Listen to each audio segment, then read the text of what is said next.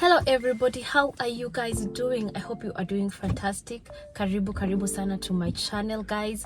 I said I will try to really be consistent, and I am really trying my best for you guys. Okay, so guys, welcome to my channel. In case you are new here, karibu sana. And guys, in case those of you who have been coming back to watch my videos each and every time, thank you so much. I really do appreciate you coming back each and every time.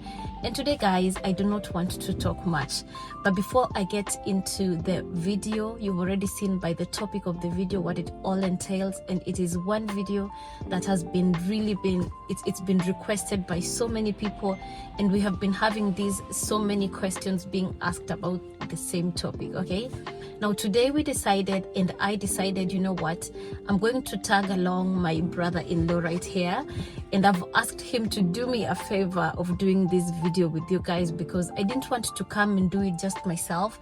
Unajua nikifanya peke yangu, I may not be able to exhaust everything, right? So I decided to ask him to come here with me, do this video, and get to, that way we can be able to interact and answer and cover almost all questions that you guys have been asking me. Okay, and without any further ado, guys, meet my brother-in-law, and welcome, in-law. Thank you. You're welcome. Now, maybe if you can tell them your name.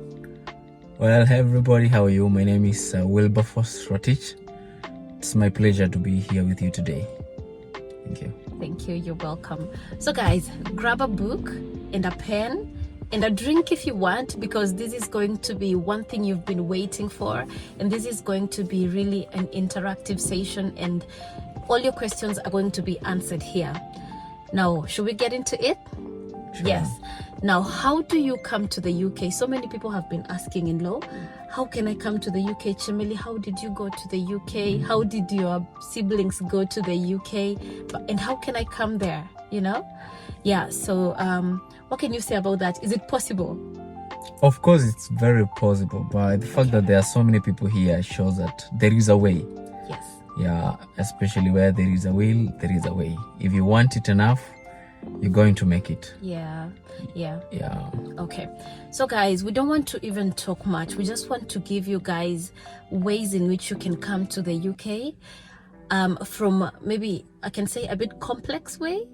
Yeah, let me just use that term, from one way that is maybe just a bit complex, not so complex, just a little bit complex, alafu, until the easiest way for you to come here. Because if we are here, like he said, you can definitely be here as well. Okay, so we're going to have like a discussion. Okay, yeah. So guys, we're gonna start with the first way that you can come to the UK, and that is the first way, the skilled visa.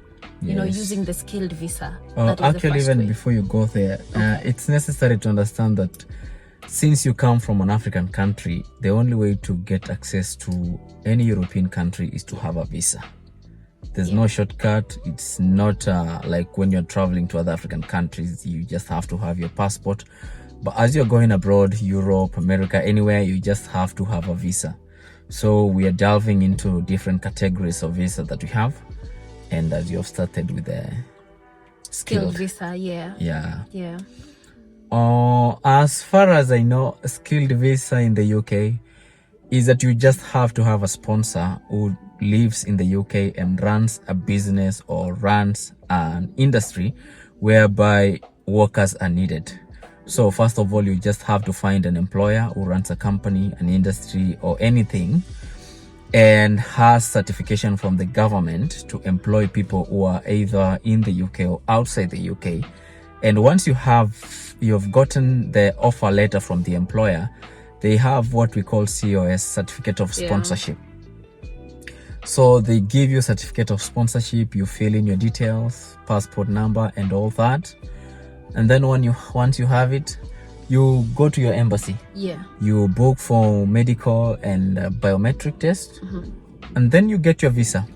But for this, you just have to be skilled. As we have said, this is called work or skilled visa. And the easiest way to get is to target the jobs that are in demand. Most probably the ones that are in healthcare system. those ones always are in demand. So of course, you know that these employers are all over. They are all over the internet. It's for you to do dual research until you find these employers who are actually sponsoring visas. Yeah, and there are so many of them actually these days. Yeah, there are plenty of them, though sometimes some of them charge, some don't, but they are there. They are there, provided you have the right skills. You got it, and that's it. You come as a skilled work visa.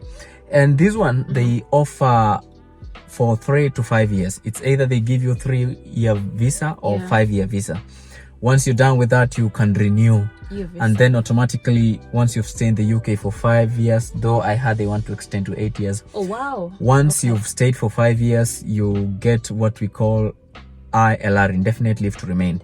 You stay without visa, but you can work anyhow as you wait to become a citizen after 10 years. Yeah. So that's the first way. Well, that's that. You got the first way, guys. That's the skilled visa, because you actually just come to work. Yes. Literally. Yes. So we're going to the way number 2, how you can come into the UK using this route maybe. So you can come in using the visit visa. We have the visit visa or the tourist visa. Because maybe we could just say in our country we have tourists coming. So the same thing applies in the UK. For you to visit the UK, if you want to come here in maybe kama unataka tu kutembea, you know, you definitely just come as a tourist. Maybe do we have anything more to add on that? Actually this is the easiest visa to get. Because they don't need much. They just have to confirm that you're going back to your country once you're done with whatever you came for, and they have to confirm that you have sufficient funds, so that you don't become a problem or burden once you're here. So it's not actually once you're coming for tourist or what, but even if you're seeking for treatment abroad, that is a category of visa that you have to use. So once you want to visit your family, your friends, you can go to this type of visa. It's the easiest of all. But now the backside of this is that you are not allowed to work. You are not allowed to work. You just have to come for whatever brought you here. And then once your visit is over, you go back. It lasts for six months. 6 months, 6 months. Yeah, because by the name visit visa, so they probably just expect you to be visiting around England. It's short term. Really. Right. Now the third way, we're gonna talk about the business visa. Yes. Business visa. The longevity of this is around 3 to 5 years also. And also depending on how they assess your capability to run the business. So what you have to do with this is it's a very rare type of visa. Very few people know about it, because also very few people can qualify to get one, because they have to assess your capability to run a business in the UK. It means that you have done thorough research and you found out that there is a loophole within a certain sector, and you have enough funds. You have to prove that you have enough funds to run the business over here.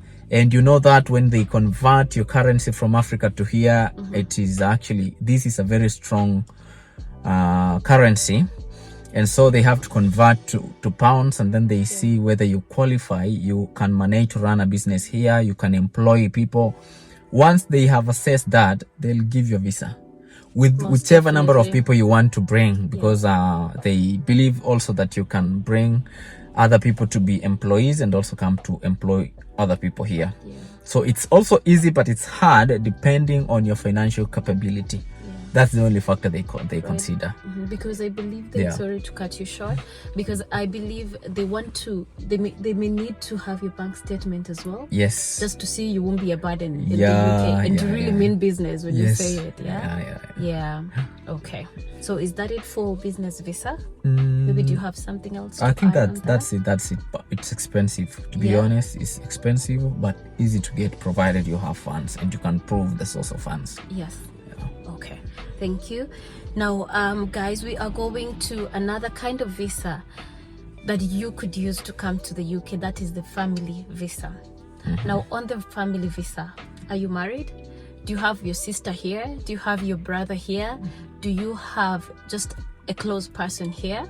you know, because for example, on this family visa, if I can say something about it, if you are in Kenya and your husband came to the UK, yeah, you could just go to I think it's not like a long process, I would say. It's not, because your other half is already here and the embassy already have his details, you know, they already have your partner's details. So right, I mean on family visa, I believe you just need to, of course, do the necessary, just go for medications as required. And I'm not sure if you need to use the bank statement. Do you have to still? Yeah, you have to still use a bank statement. Yeah, and of course, it depends with the location of the main applicant. Whether they're in London, it will be a bit expensive. Outside London, it will be a bit low. Okay. Wow. Yes. All right. So family visa, that's it. And for example, if you have a child back in Kenya, that is the easiest way they can come and join you here, because they're literally joining their mother or their, you know, the child in Kenya is just coming in to join their family. So it's never, and I think in most cases they are never denied the visa. Never.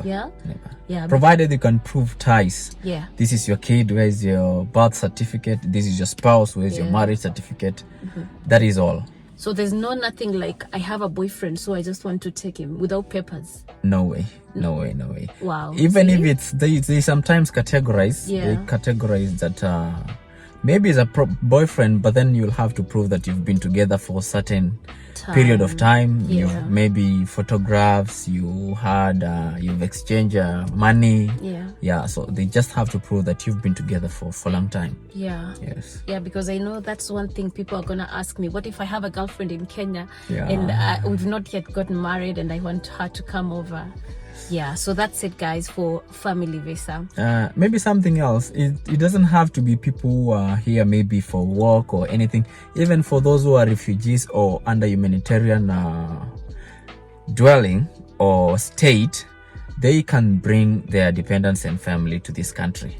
Those who have attained their citizenship, indefinite to leave to remain, whichever kind of visa, provided it's not a visit visa, they can tag along their families. Oh, wow. Okay, wow.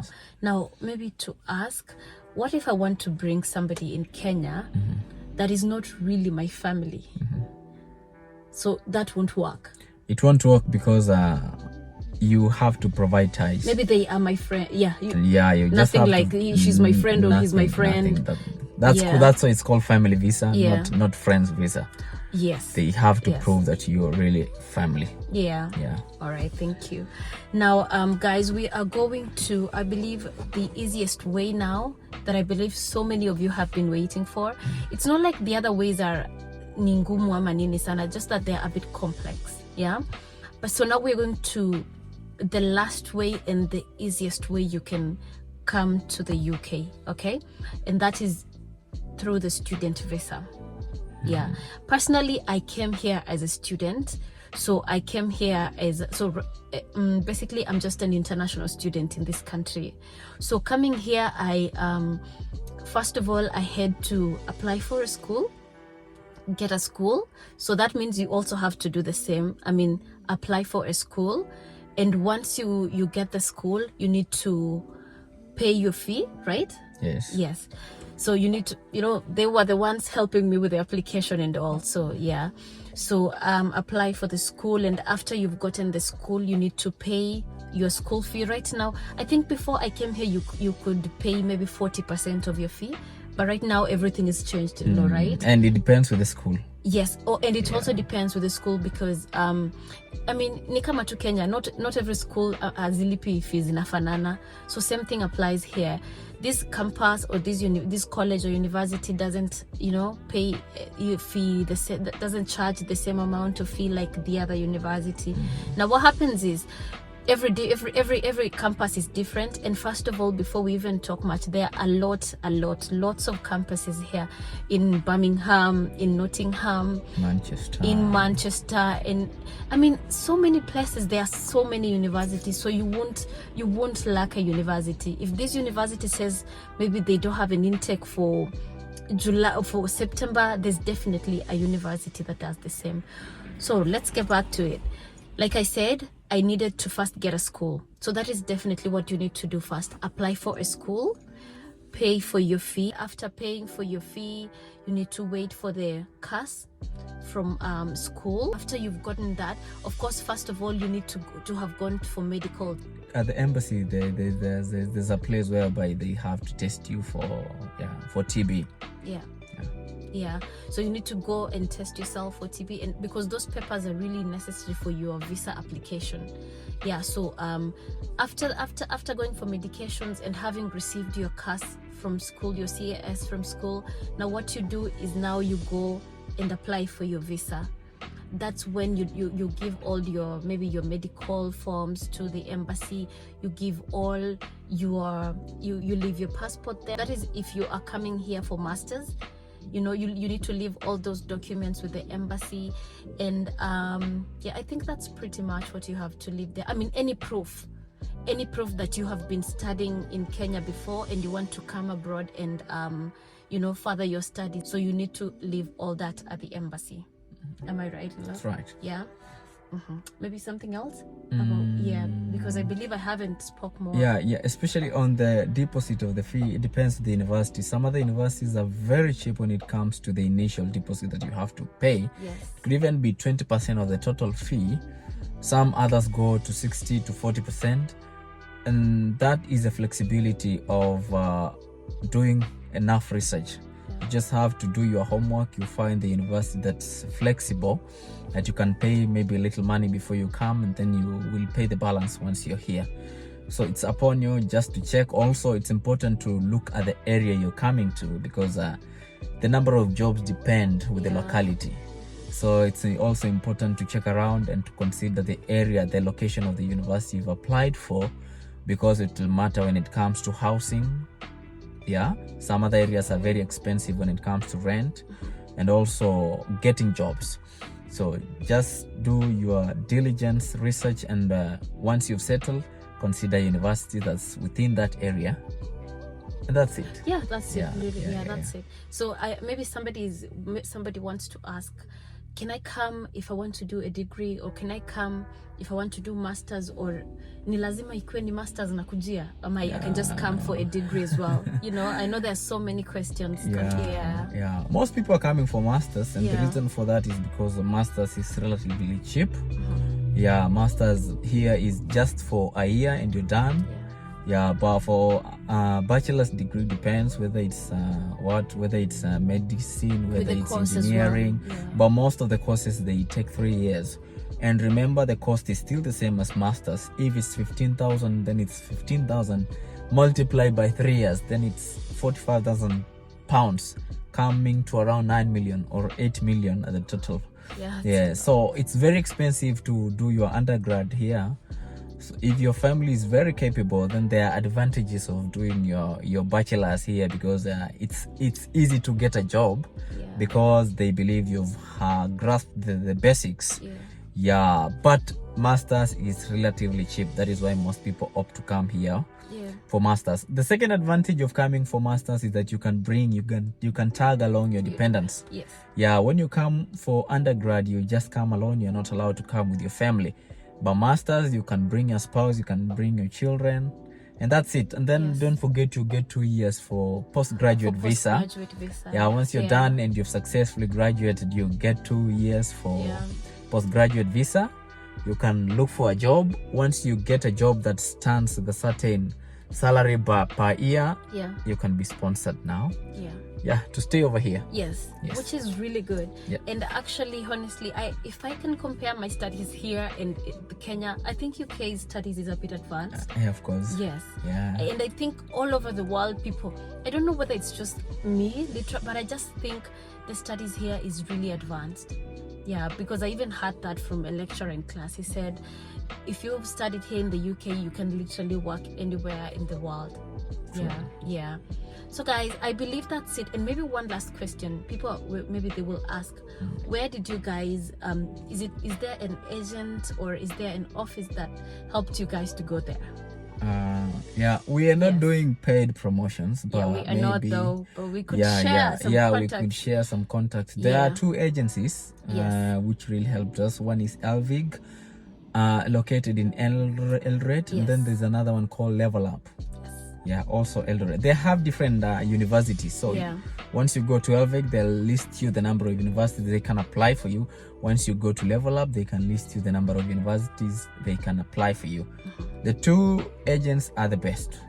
They're just the best. Really? Those are the ones we know in Eldoret. Yes, and for that, we're going to be sharing their contacts down below, just so it's not like they're paying us or giving us something, but just for your own benefit, and because we want to help you guys, we want to share this with you guys as well, so that whenever you have time, or you could create time and go to their office and ask, because this is a very important information. And guys, I would say if you have a chance to come here, just come, right, in-law? Yeah. So I think that's basically it for today. Sure. Yeah. So thank you so much for making time. You're welcome. Yeah, and helping me share this information.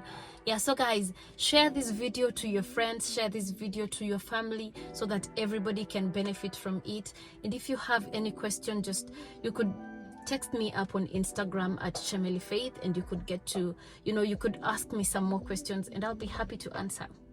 Yeah, you could also follow him up on Instagram at ForceWilly. I'll leave his handle right there below. And guys, thank you so much for watching this video, and goodbye. See you in my next video. Thank you. Bye.